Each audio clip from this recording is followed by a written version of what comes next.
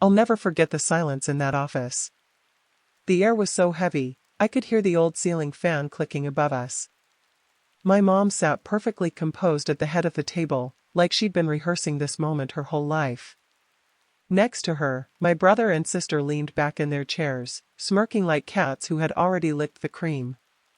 The attorney cleared his throat and opened the folder. His eyes flicked toward me for a second, like even he felt guilty for what he was about to say. Then Mom leaned forward, her voice smooth, almost rehearsed. "You get nothing." That was it. 3 words, sharp enough to cut through my chest. My siblings' smug grins widened. They were already picturing the money, the house, everything I apparently didn't deserve. But here's what they didn't know: I wasn't here to beg. I wasn't here to argue or throw a tantrum. I had spent weeks preparing for this exact moment. Inside, my blood was boiling, but on the surface? I kept my face calm. I repeated one line in my head like a mantra. I wasn't here to beg. I was here to end this. So, while they gloated and the lawyer stumbled through the paperwork, I reached into my bag. I pulled out a plain brown envelope and placed it gently on the table. The room went quiet. Every eye turned to me. And that's when the real story began. If this hit you in the gut, tap like, and type cut out below. I read the best comments. I grew up in a house where love came with a scorecard I never got to see. My brother could crash the car and still get dessert. I could bring home straight A's and be told, that's what's expected. I learned early how to be responsible, invisible, useful. That was my role, the reliable ghost. When Dad got sick, it was me who learned the pill schedule by heart. After he passed, the house nearly slipped into tax delinquency. I picked up a second job on weekends, bartending until 2 a.m., then opening at the cafe at 6, to keep those property taxes paid when the notice came stamped in red. I kept the receipts in a shoebox, the county emails, the bank transfers labeled tax, proof that when the house was gasping, I was the one doing CPR. I drove Mom to her appointments, waited in hard plastic chairs, rescheduled my own interviews. Grad school? On pause. A move to a new city? Postponed. Every time I chose her over me, I told myself it was temporary. Be the adult. Keep the family from cracking. Then something shifted. My brother started coming around more, carrying takeaway and sugary compliments. In the kitchen, I caught fragments. "She only does things to hold it over you. She's ungrateful, Mom. You deserve better." He said it with a laugh, like a joke that wasn't funny. And somehow it stuck. I watched Mom begin to flinch when I touched her elbow. I watched her eyes flick past me like I was a bill she didn't want to open. Rumors sprouted the way mold does, quietly, in corners. "Your mother's revising her will," a cousin accidentally let slip. I tried to talk to Mom on the porch, teacups warming our hands. "If this is about fairness, let's be fair," I said softly. She stared at the hibiscus and said, "I don't want to argue." Door closed. That night, I stared at the shoebox on my floor. No more pleading. I pulled everything out and built a timeline on my dining table: dates, payments, canceled checks, appointment logs. I printed my phone's location history for clinic days. I clipped the delinquency notice to the cleared tax receipt and highlighted the balance going to zero. It wasn't about money, it was about the truth having a spine. Then I reached out to someone Dad always trusted, his old lawyer. The office still smelled like leather and dust.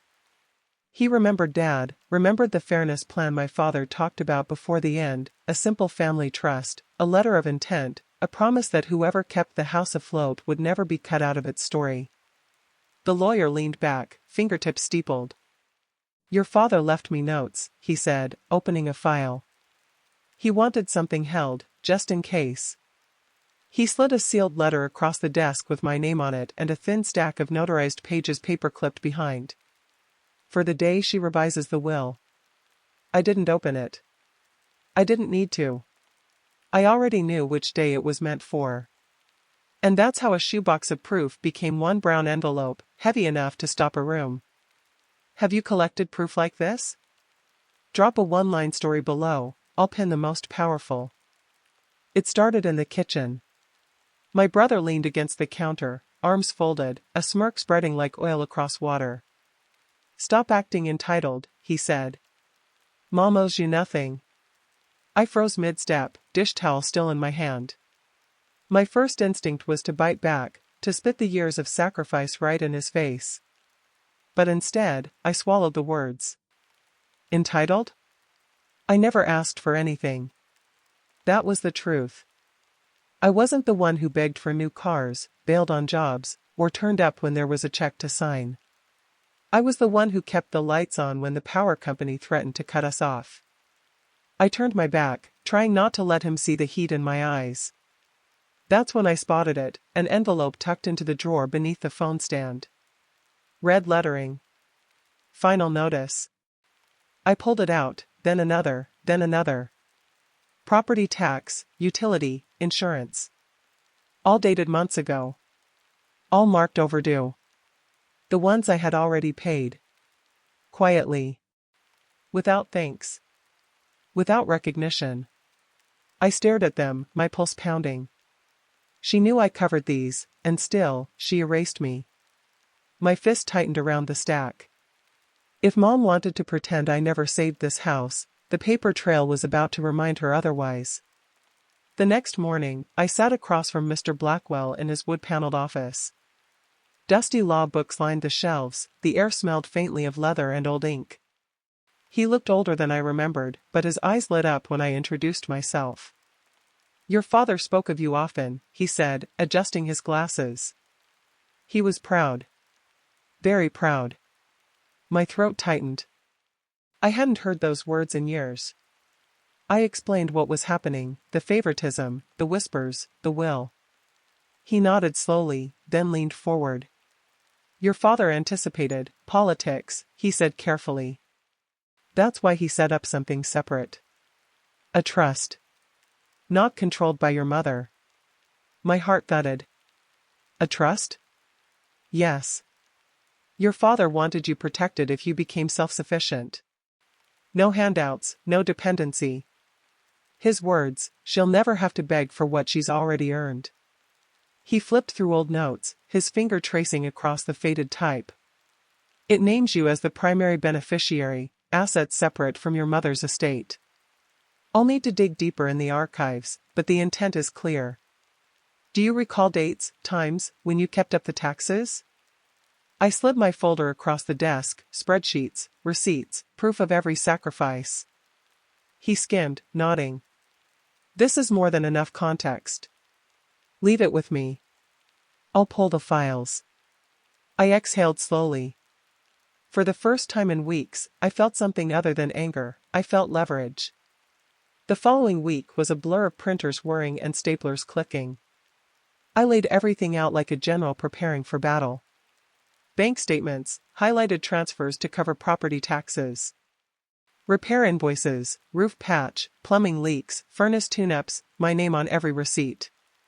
The shoebox's heart, a quitclaim deed draft Mom signed years ago, when the house nearly slipped into foreclosure. Her scrawl promising me 50% ownership if I kept taxes current for 24 months. 24 months had passed. Every payment documented. Every condition met. With Mr. Blackwell's guidance, I filed what was necessary, careful but swift. Each document recorded, notarized, stamped into permanence. What once felt like scraps of paper became a fortress of proof. Want to see how this ends? Hit subscribe and ring the bell. I post storytime uploads every day. Late nights blurred into mornings. Coffee cups stacked like trophies on my desk. My hands trembled from exhaustion, but my mind sharpened. Each click of the stapler was a heartbeat. Each recorded document, a shield. I kept hearing my brother's sneer, stop acting entitled. No. This wasn't entitlement. This was earned. This was survival carved into paperwork. And still, a whisper inside me, this isn't just about assets. This is about dignity. The night before the reading, my phone buzzed. A text from Mom. Don't embarrass yourself tomorrow. I stared at it, thumb hovering. My reply was simple. I won't. She read it instantly. No dots appeared. I set the phone down and opened the briefcase on my desk. 2 envelopes slid neatly inside. The first, proof of my recorded interest in the house, the notarized deed, the receipts, the timeline. The second, the letter from Mr. Blackwell, confirming the irrevocable trust activation and the assets it carried. Not millions, but enough to matter. Dad's 60% of the family business shares, a modest investment account. Proof that Dad hadn't forgotten me. I sealed both envelopes, but my hands lingered. Then, slowly, I slid in a third paper. A draft I'd written and rewritten at 3 in the morning. Terms that would let Mom live peacefully in the house, rent-free, with her dignity intact, if she chose decency. I stared at the briefcase, heart pounding. Tomorrow, the table would tilt. Tomorrow, the smirks would vanish. Tomorrow, she'd realize I hadn't come to beg. I'd come to end this. As I shut the case, I whispered to the empty room, let's see who gets cut out tomorrow. Quick, predict the twist, quitclaim or trust? Comment now, I'm reading reactions live.